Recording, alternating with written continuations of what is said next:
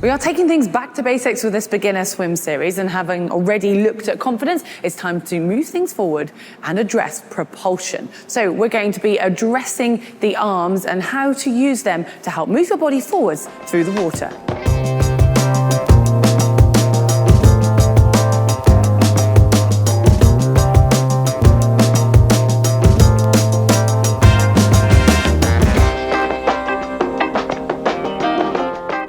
If you haven't yet seen the first in our beginner swim series, I would suggest checking that one out before moving on. But hopefully by now you've relaxed and confident in the water. If so, it's time to look at how to actually move. And we're going to be introducing something called the feel of the water, as well as the basic swimming stroke. So by the end of this, you'll hopefully have an understanding of the front crawl arm stroke. But before we crack on, just a quick reminder to click on the globe and the bell icon so you do get all of our videos, including the next ones in this series. We're not diving straight in, even if your confidence is sky high, but we want to make sure that you really completely nail one step before moving on to the next, so it's ingrained and it becomes almost natural. And this might seem a slow process, but it will make sure that your progression is far more smooth. Okay, well, we need to start by getting back into the water, and just take a moment to familiarize yourself with the feeling of the water. Put your face in if need be, just have a go at floating, and just everything that we've covered in that first video. You're going to need those skills when we progress on today. I want you to stand up in the water, ideally a depth that's between waist and chest height. And now just walk up and down for a moment. Take in the feeling of that water resistance against your body, and how much harder it is to walk in water than it is on land. Well, this viscosity that you will feel will become your friend when it comes to the arm pull. You'll be able to apply force to the water and move forwards as a result. Well, now as you're walking, just use your hands and arms to help move you forwards, as though you're trying to move faster. And you'll probably find that without even thinking about it, you'll start to do an almost doggy paddle style action. Well, return to just standing, and this time, have your hands flat on the surface in front of you. Start with your thumbs almost touching, and angle your palms just slightly away from each other. And then you're going to push your hands apart to just wider than shoulder width.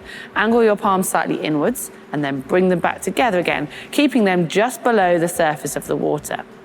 Repeat this movement, noting how the water feels. It's almost as though you're piling up an imaginary pile of sand and smoothing it back down with every action. And when we do this in the water, it's known as sculling, and is an important first step to moving into the swim stroke itself.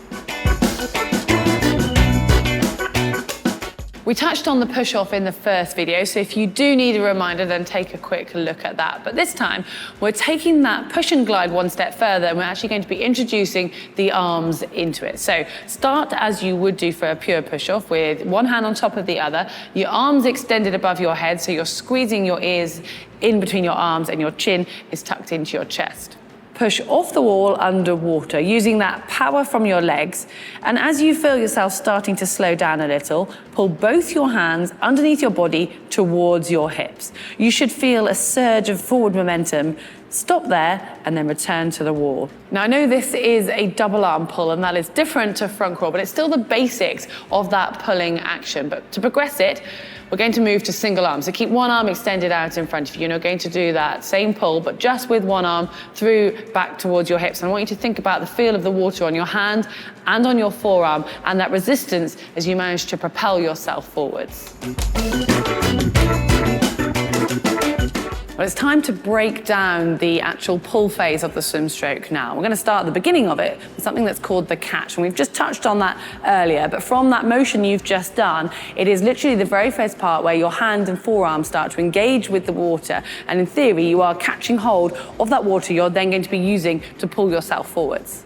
And when your hand moves from being flat and streamlined in the water to the starting of the movement of the pull, this is where you catch the water. So think of it as getting hold of an area of water that you're then going to use to move your body over the top of. Obviously, the water will move as well, but I feel it helps to visualize this action. And your hand will need to ever so slightly move out and down in this catch phase, and your elbow will start to bend. As you bring your hand underneath your body, your elbow will continue to bend, allowing you to use the forearm as an area for pulling through the water as well as the hand. And try to think of keeping that elbow high and towards the surface as you pull back with your upper arm and trunk muscles engaged. The movement starts as a pulling action, but once your hand and elbow reach towards your shoulder line, it turns into more of a push. Then you want to ensure that you finish the underwater phase as your hand reaches the hip, not before. Well, you can practice this with one arm using the push-off, but that obviously only gets you one pull stroke. You can also practice it by having a kickboard out in front of you, holding on with one hand and doing the pull phase with the other. However, until we've introduced the leg kick and you know how to keep your legs afloat, you might find that a little bit of a difficult option, but we'll come back to it later on.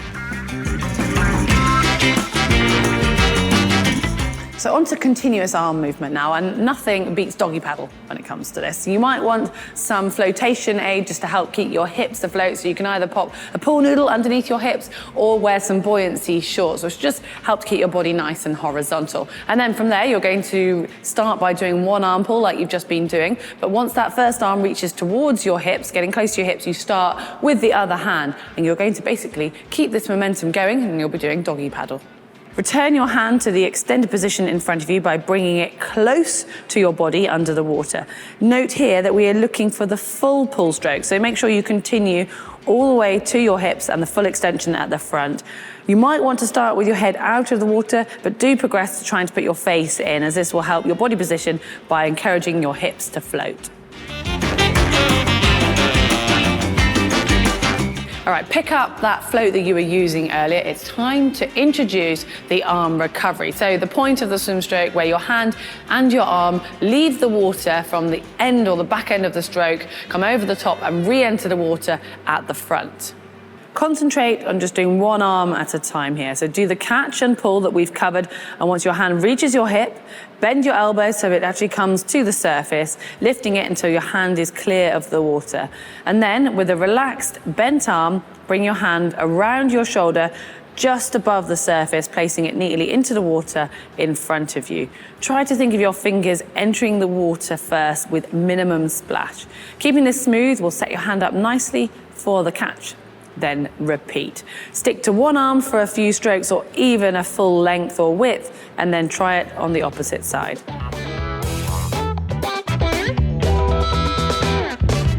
Coordinating both arms for full stroke will take a bit of practice, but you are now so close. If you've mastered the doggy paddle, you've got the timing, you've managed to do the overwater recovery, it's time to put it all together and attempt the full front crawl stroke. But you do have the option of using the swim float and alternating arms if you want, but I would really encourage you to try without, as it will be far closer to the real stroke and will naturally flow that much more easily. You can use a pool noodle under your hips or those flotation shorts if you need. You're going to push off the wall, so you've got the momentum, and take that first arm pull. And then you start with the second arm pull just before the first arm starts to recover out of the water. And for now, just keep your head in the water, as it's one less thing to think about. So you'll only be able to do a few strokes at a time, but perfect those. And then in the future videos, we're going to be introducing the leg kick and then the breathing to put it all together. But I think we have covered a lot in today's video, so there's a lot for you to be working on. Like I said, patience is key here, so really try to nail each step before you progress. And hopefully, you'll be back ready for the next video. If you've enjoyed it, give us a like.